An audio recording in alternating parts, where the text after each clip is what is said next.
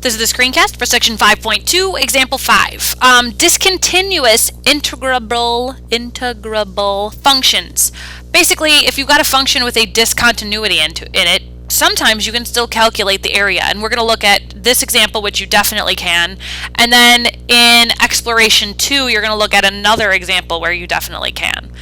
Speaking of explorations, now right before exploration 1, it shows you I have this little page drawn here to show you that the integral is negative below the x-axis. So we have to be careful when we use the word area. Area always implies positive, and I admit I am guilty of this verbally a lot.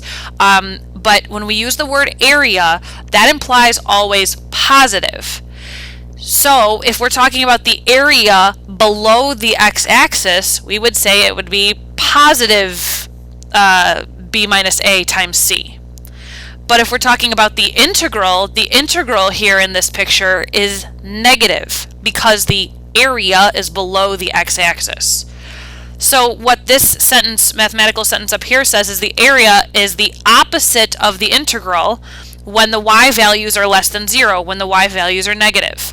So the area, to make it positive, has to be negative the antiderivative, because the antiderivative would be negative.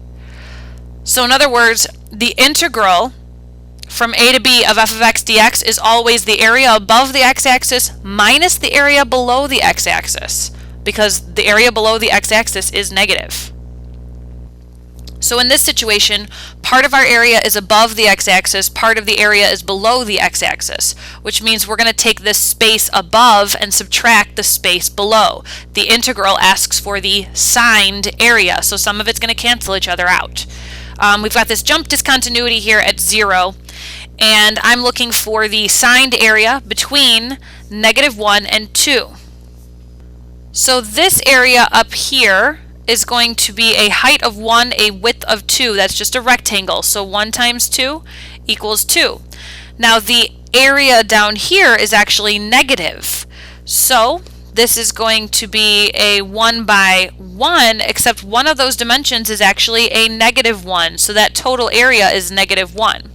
So we can make the calculus statement that the signed area, or integral, from -1 to 2 of the absolute value of x over x dx is going to be, and we can separate that into two different pieces. That's going to be the antiderivative from first -1 to 0 of absolute value of x over x dx, plus another section from 0 to 2 of absolute value of x over x dx. And you will soon see that this property does exist for integrals. You can split them up and add them, just like you could divide a rectangle into two pieces and add those together. It's the same thing.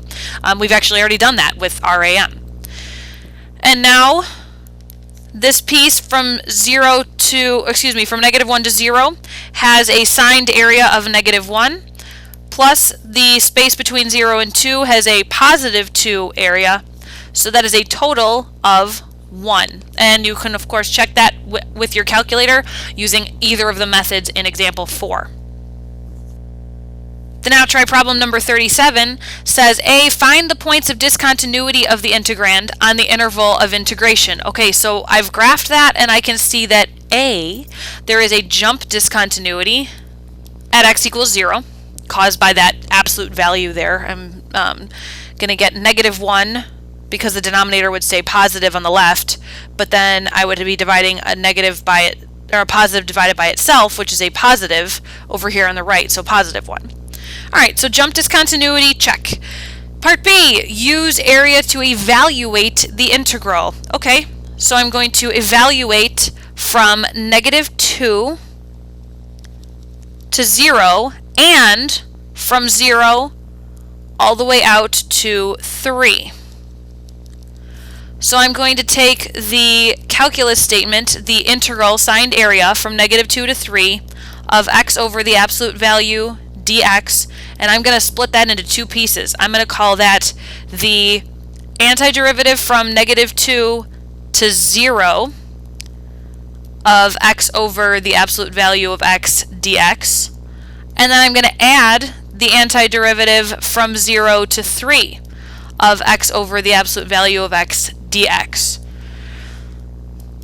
So here I have, let's see, negative, that's a 1 by 2 rectangle, plus, and then this guy is a 3 by 1, or 1 by 3, whatever you want to call that, rectangle.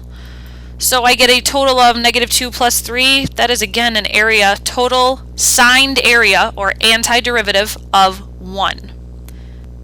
Now you can see here how this is the positive area, 3, minus the area below the x-axis, so technically minus 2.